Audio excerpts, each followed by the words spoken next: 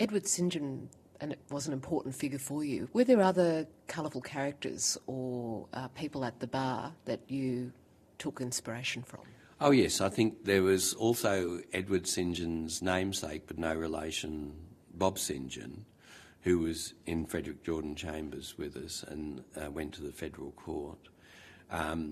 He was a fearless advocate, a very humane civil libertarian, and I certainly took a lot of inspiration from him, as I did from Trevor Martin, who was the most amazing person. He was also in Frederick Jordan Chambers and went to the district court, and he was a great humanist. Trevor Martin, along with Frank Hutley, were early sponsors of Mary Gaudron when she first came to the bar, I understand. They certainly were, and I'm a good friend of Mary's too, and she electrified the bar, though. She really did. Why was that? I've heard interesting accounts, and from Mary herself, in fact. Was that partly because, unlike the very few women who were at the bar in those days, she was quite prepared to be outspoken, certainly when she was elected to the Bar Council? Well, she had lots of guts and was never backward in coming forward, but she also was a great intellect, is a great intellect, and her capacity couldn't be argued about. So the blokes couldn't say she's not up to it because she's a woman. What was it like for women in those years as you were observing it? There were so few women in active practice at that time in the late 60s and in the early 70s. Was there a fairly systemic bias, as far as you could see, against women at the bar? I think there probably was. There were very few women, so they stood out. When I went through law school in my year, I think out of a total year of 150, there were 4 women or 3 women. I think they did it tough. They had their supporters, but they also... The whole system was very blokey. So it came from solicitors too, in terms of the brief, and they'd be frightened to brief women in certain types of cases, and that's why a lot of them slid into family law.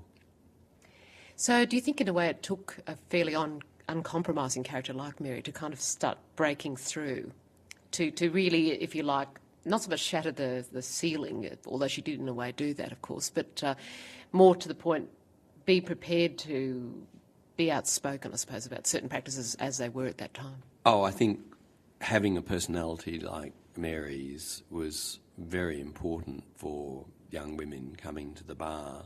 But other women too, Elizabeth Evatt, Jane Matthews, to name just a few, had a great part in smoothing the path for women to become more accepted at the bar.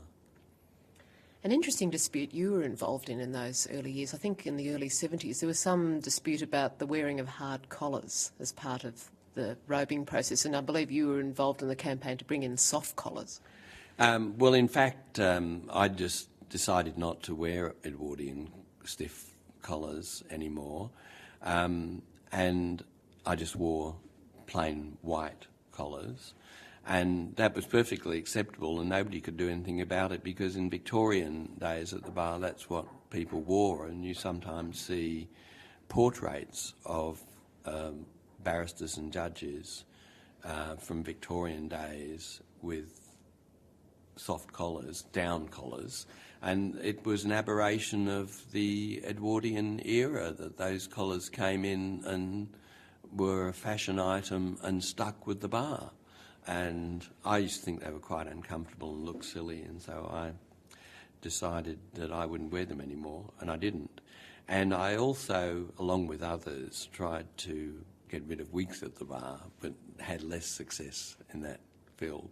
That's a perennial debate, that one. Yes. It comes and goes, and it comes and it goes. Right throughout the time I was on the bench, there were discussions about wigs, which I participated in, usually on the losing side, but only just.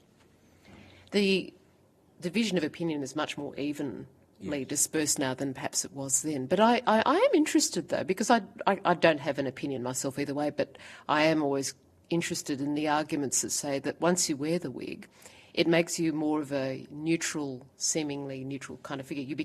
You melt into the background, as it were. You're no longer who you are as an individual. You become an instrument of the law. Do you agree at all with that idea? No, not at all. And I think it's been proven to be wholly mythical. We never wore wigs on the Land and Environment Court. The Federal Court have never worn wigs, and the High Court haven't worn wigs for a long time. And it doesn't seem to make any difference to them fading into the background or disappearing. So a bit of a furphy all round. I think so.